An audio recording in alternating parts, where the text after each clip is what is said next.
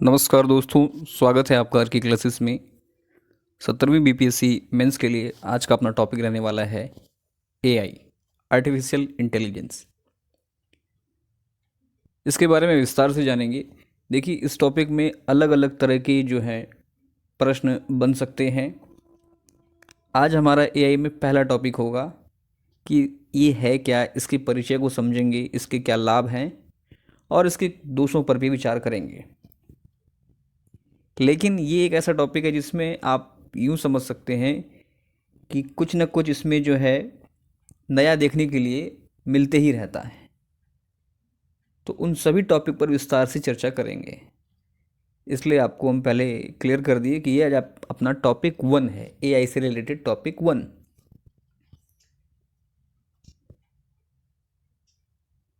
आइए जानते हैं ये क्या कहता है एआई, ये होता क्या है। शुरू करने से पहले चैनल पर नए हैं तो इसको सब्सक्राइब कर लें, पास वाले बेल आइकन को जरूर दबा दें। एआई वरदान या अभिशाप, इस तरह का टॉपिक भी आ सकता है, निबंध में आ सकता है या ऐसे भी आ सकता है, तो उस पर भी बात करेंगे। ये टॉपिक 1 है। आर्टिफिशियल इंटेलिजेंस कंप्यूटर विज्ञान की वह शाखा है जिसके अंतर्गत कंप्यूटर नियंत्रित रोबोट या किसी सॉफ्टवेयर को इंसानों की तरह व्यवहार करने हेतु कार्यान्वित किया जाता है। अर्थात ये एक सॉफ्टवेयर है, उसको इस तरह से निर्देशित किया जाता है कि जो कार्य इंसान कर रहे हैं उस कार्य को वो बिना किसी मदद के वो स्वयं कर सके, क्योंकि उसको उस तरह करने के लिए कमांड दिया गया है। कहता है इसमें सामान्य हार्डवेयर और सॉफ्टवेयर के अलावा कृत्रिम बुद्धि का भी प्रयोग किया जाता है, जो रोबोट या मशीनों को किसी भी माहौल को देखते हुए प्रतिक्रिया स्वरूप जवाब देने हेतु सक्षम बनाता है। अर्थात इसमें क्या है, रोबोट है या जो मशीन है, ये हर परिस्थिति में उस अकॉर्डिंग ये काम करने में सक्षम होता है। इसके तहत क्या है कि हार्डवेयर है, सॉफ्टवेयर है, और इसके अलावा इसमें क्या है, कृत्रिम बुद्धिमत्ता का भी प्रयोग किया जाता है। आर्टिफिशियल इंटेलिजेंस का अगर सीधा व सरल शब्दों में अर्थ की बात करें तो कहता है कि बनावटी या कृत्रिम तरीके से विकसित की गई बौद्धिक क्षमता।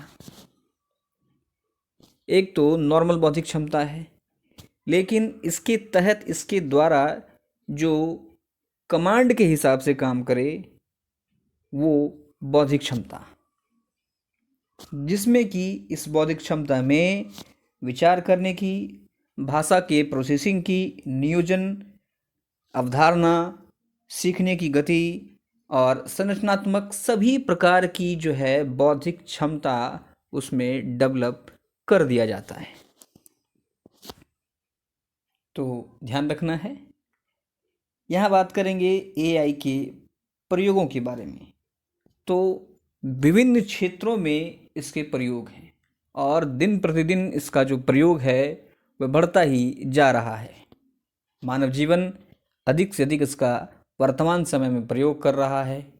नई नई चीज़ें जो है दिन प्रतिदिन देखने के लिए मिल रही है। तो ध्यान रखना है, समाजशास्त्र, गणित, इंजीनियरिंग, कंप्यूटर साइंस, दर्शन शास्त्र, चिकित्सा एवं विज्ञान में, मनोविज्ञान में, लगभग प्रत्येक क्षेत्र में इसका प्रयोग दिन प्रतिदिन बढ़ते जा रहा है।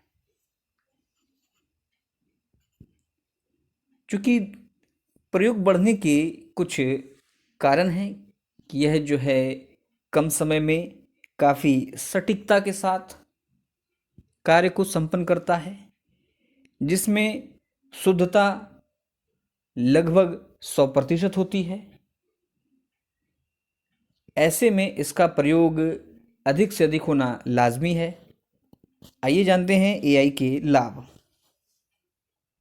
कहता है कि एआई आर्टिफिशियल इंटेलिजेंस के द्वारा मनुष्य के लिए जो खतरनाक एवं असंभव कार्य है यह इसके द्वारा सक्षम है।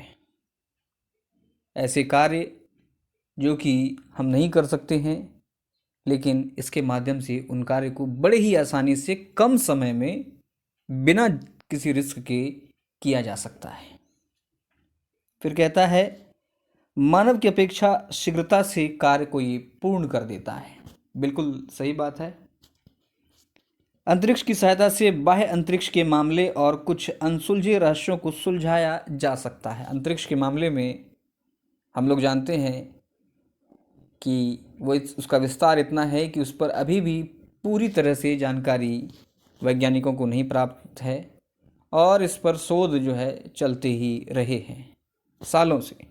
लेकिन इसके माध्यम से कम समय में ऐसी जानकारियां प्राप्त की जा सकती है जो कि आज उससे हम लोग बचे हुए हैं या उनकी जानकारी हमारे पास नहीं है, ये उसकी भी जानकारी हमें प्रदान कर सकता है। कहता है इसमें गलतियों की संभावनाएं कम होती है। अगले इसके प्रयोग की बात करें तो जटिल सॉफ्टवेयर को आसानी से समझने लायक इसके द्वारा बनाया जा सकता है। कई ऐसे जटिल सॉफ्टवेयर हैं जो कि सामान्य रूप से सभी की समझ से परे हैं, तो उनको समझने लायक बनाना एआई के द्वारा संभव है। संसाधनों तथा समय के व्यय को ये कम करता है, जिसमें कम समय में वांछित परिणाम प्राप्त किया जा सकता है।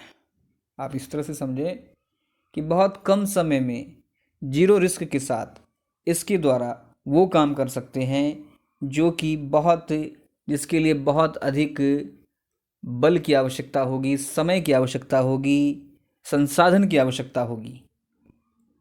तो ध्यान रखना है कि संसाधन और समय के व्यय को ये कम कर सकता है और तय समय में ही आपको अच्छा रिजल्ट दे सकता है। फिर कहता है कि रक्षा, संचार, रक्षा, चिकित्सा, खेल, विनिर्माण आदि के क्षेत्रों में कृत्रिम बुद्धिमत्ता से बड़ा बदलाव आ सकता है और वर्तमान समय में ये बदलाव देखने के लिए भी मिल रहे हैं। लेकिन आपको ध्यान में रखना होगा कि यदि किसी चीज़ के लाभ हैं तो उसके कुछ दोष भी हैं। केवल लाभ किसी चीज़ में हो तो यह मुश्किल है थोड़ा। तो यहाँ हम लोगों ने देखा कि आर्टिफिशियल इंटेलिजेंस है क्या, इसके प्रयोग किन किन क्षेत्रों में हो रहे हैं, इसके क्या लाभ हैं। अब बात करेंगे इसके प्रमुख दोषों के बारे में कि इससे नुकसान क्या है। कहता है कि कृत्रिम बुद्धिमत्ता मिल जाने के बाद मशीनें यदि स्वयं निर्णय ले सकेगी तो उसकी इंसानों पर निर्भरता खत्म हो जाएगी। हालांकि वर्तमान समय में कमांड के हिसाब से काम किया जा रहा है, लेकिन ये आर्टिफिशियल इंटेलिजेंस के माध्यम से अगर वो स्वयं निर्णय लेने लगेगी तो उसको फिर कंट्रोल करना मुश्किल हो जाएगा। वह इंसानों के लिए नुकसानदायक भी हो सकता है, जिसके फलस्वरूप इंसान और मशीनों के मध्य प्रतिस्पर्धा की स्थिति उत्पन्न हो सकती है। इसको आप एज ए एग्ज़ाम्पल के तौर पर आप ले सकते हैं कि एक मूवी थी रजनीकांत, जिसमें कि जो रोबोट जो है उसमें उसकी स्थिति जो है किसी कारणवश या किसी के दूसरे के द्वारा बदल दी जाती है। फिर जिस उद्देश्य के लिए उसको बनाया गया था वह उस उद्देश्य को पूर्ति ना करके लोगों के लिए जो है समस्या बन गया था।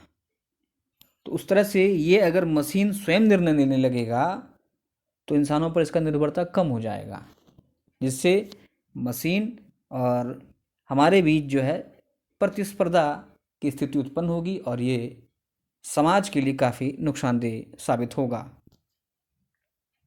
कहता है कि कृत्रिम बुद्धिमत्ता का दुरुपयोग किसी भयावह घटना को अंजाम देने में किया जा सकता है। बिल्कुल किया जा सकता है। कृत्रिम बुद्धि युक्त मशीनों के खराब हो जाने की स्थिति में उसके द्वारा किए जाने वाले कार्य के अधूरे रह जाने की संभावना उत्पन्न हो सकती है, बिल्कुल हो सकती है। यह एक मशीन ही है। अगर किसी स्थिति में, किसी परिस्थिति में ये अगर खराब हो जाता है तो फिर इसके द्वारा संपन्न किए जा रहे कार्य वे भी पूरे नहीं हो पाएंगे और वो अपने तौर तरीके से कार्य करेगी। ज़रूरी नहीं है कि उसके जो कार्य करने का प्रोसेस है उसको हम तत्काल समझ ही पाएँ। हो सकता है उसे समझने में हमें कुछ समय लगे। ऐसे में जो कार्य संपन्न किया जा रहा था वो अधूरा रह जाएगा। कहता है कृत्रिम बुद्धिमत्ता में मानव संवेदनाओं का अभाव है। इससे मनुष्य की गुणवत्ता की अनदेखी का खतरा बना रहता है। एआई के तहत कृत्रिम बुद्धियुक्त मशीनों में मानव रोजगार को प्रतिस्थापित करने की क्षमता होती है, जिससे मानव समाज में बेरोजगारी की समस्या बढ़ सकती है। बिल्कुल, आज के समय में कई सारी ऐसे एआई मार्केट में आ चुके हैं जो कि जिसके लिए कभी आप मानव श्रम की या मानव बल की आवश्यकता होती थी, वर्तमान में वह काम केवल टाइप भर मात्र कर देने से बहुत ही कम समय में हो जाता है। ऐसे में किसी भी देश की स्थिति इससे बिगड़ सकती है, बेरोजगारी बढ़ सकती है। भले ही वह देश काफ़ी तीव्र गति से अपने कार्य को संपन्न करेगा, लेकिन आम जन के लोगों के बीच में इससे समस्या उत्पन्न जरूर होगी। संक्षेप में कहें तो एआई का निर्माण हमारी सभ्यता के इतिहास की सबसे बड़ी घटना होगी। तमाम लाभों के बावजूद एआई के अपने खतरे भी हैं। यदि जोखिम से बचने का तरीका नहीं ढूंढा गया तो ये सभ्यता जो है, ये वर्तमान सभ्यता या वर्तमान समय जो है, ये समाप्त भी हो सकता है। क्या पता इसका किस तरह से यूज किया जाएगा आने वाले समय में, किन हाथों में ये रहेगा, किस तरह से इसको निर्देशित किया जाएगा, यह भी देखना जरूरी है।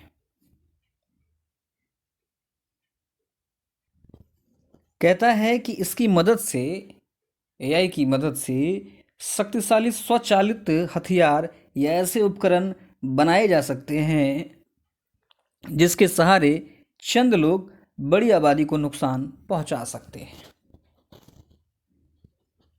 हालिया एग्जाम्पल अगर आप देखें तो जो रशिया और यूक्रेन वार चल रहा था उसमें आपने देखा कि एकदम जहां टारगेट किया था वहीं पर जो है ड्रोन से जो है हमला किया गया। एक समय था जो कि आप मानव बल के साथ युद्ध किया करते थे। वर्तमान में वह समय जो है समाप्त हो गया है। आज वर्तमान समय में ड्रोन वार, रोबोटिक वार, इस तरह की समस्याएं चल रही है और यह जो है वाकई में बड़ा खतरा है। चंद पूंजीपति या चंद लोग जो प्रभावशाली हैं इसका प्रयोग करके और इससे दूसरों को नुकसान पहुंचा सकते हैं।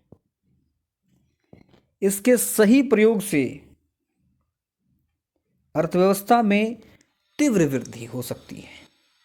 आप कोई भी काम बहुत कम समय में जल्दी से संपन्न कर सकते हैं, लेकिन इसके नेतृत्व विहीन होने पर, अगर इसका नेतृत्व सही जगह पर सही के लोगों के पास नहीं है तो यह अर्थव्यवस्था को बड़ा चोट पहुंचा सकता है।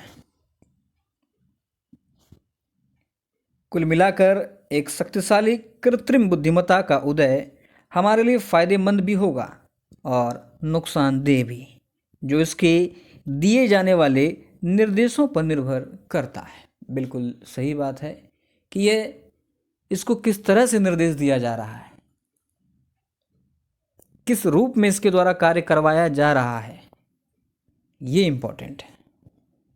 इसलिए इस संदर्भ में और ज़्यादा जो है शोध किए जाने की आवश्यकता है।